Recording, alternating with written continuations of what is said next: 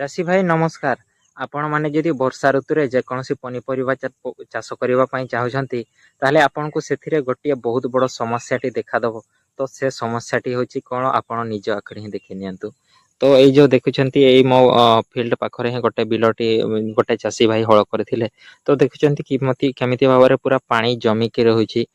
तो एथिरे जदि फसल लगा जिवो माने कोन हबो आपण माने जानिछंती माने जर्की की से गछ गुडी को मरी जिवो।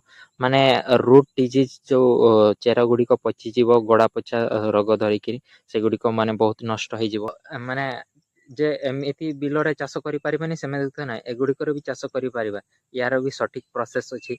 तो केमिति भाबरे हमें पानी को मैनेज करी जे आमे सेथिरु भल फसल को उत्पादन नै परिबा एवं फसल तमर भल रहिबो।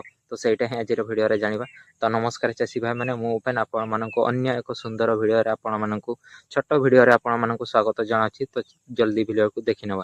तो आपण मानको कहि दिए आपण जो ए बिलोटी देखुछंती एथिरे भी चाष होई परिबो। आपण माने कोन करिवे ना आपण बेड सिस्टम करिवे और मल्चिंग निहाती भाबरे पकेबे। आपण जदि मल्चिंग पकोछंती ताहले पानी गुडी माने बेड आपण करिवे ना तो से नाळ रे पानी गुडी को से माने गडी जीवो माने एमिति जमा हेकी रहबनी।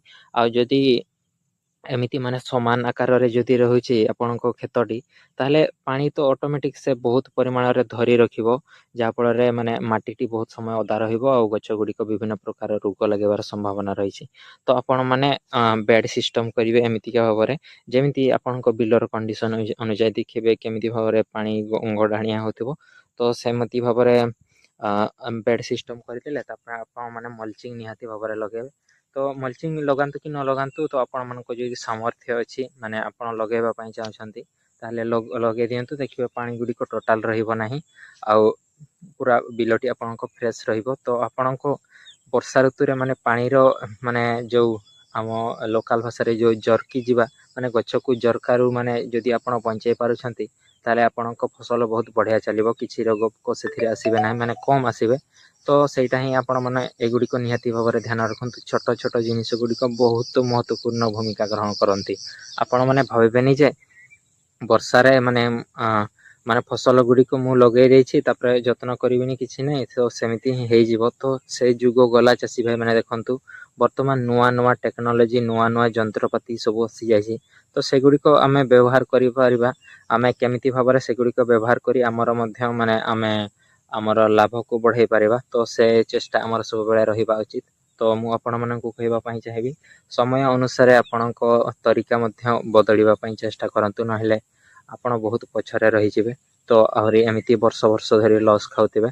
तो आजिर वीडियो बेसी लंबा करबानी। तो मु आपण मानकु जहा कहिदेली ओ आ टिके जो मु जेहेतु कलमी बायगण खेत पाखु आछि तो बिलटी को टिके देखि नेबा केमिति भाबरे हम एरिया रे बहुत जोर वर्तमान वर्षा हेछि।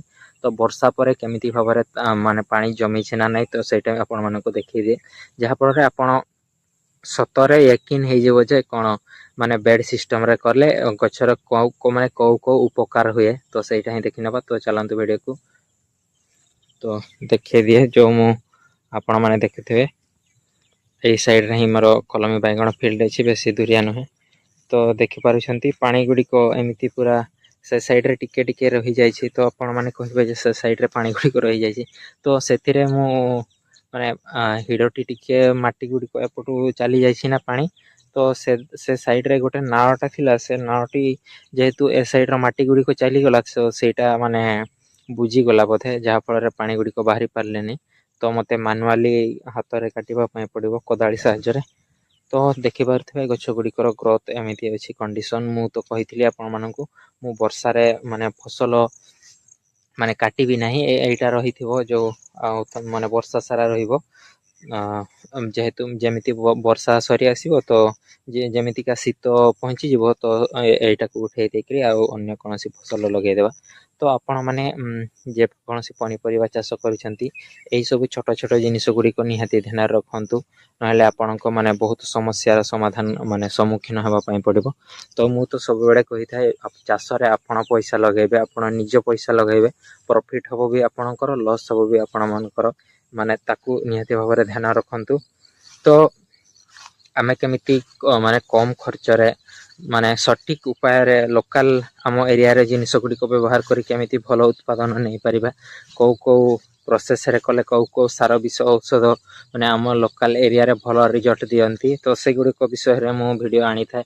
ତ ଆପଣମାନେ ମୁଁ ଆଶା କରିବି ନିହାତି ଏହି ଚ୍ୟାନେଲ୍ ସହିତ ଜଡ଼ିତ ହୋଇ ରୁହନ୍ତୁ। ତ ଚ୍ୟାନେଲ୍ଟିକୁ ନିହାତି ଭାବରେ ସବସ୍କ୍ରାଇବ୍ କରିଦେବେ। ତ ଆଜିର ଭିଡ଼ିଓ ବେଶୀ ଲମ୍ବା କରିବାନି। ତ ଆଜିର ଭିଡ଼ିଓ କେମିତି ଲାଗିଲା ଆପଣମାନଙ୍କୁ ନିହାତି କମେଣ୍ଟ ମାଧ୍ୟମରେ ଜଣାଇବେ। ତ ଭିଡ଼ିଓ ଭଲ ଲାଗିଲେ ଗୋଟେ ଲାଇକ୍ ନିହାତି କରିବେ। ତ ଭିଡ଼ିଓଟି ଆପଣଙ୍କୁ ଯଦି ଟିକେ ଅଧିକା ଭଲ ଲାଗିଥାଏ ତାହେଲେ ଚ୍ୟାନେଲକୁ ସବସ୍କ୍ରାଇବ୍ ନିହାତି କରିବେ। ତ ଆଜିର ଭିଡ଼ିଓରେ ଏତିକି, ରହିଲି, ନମସ୍କାର।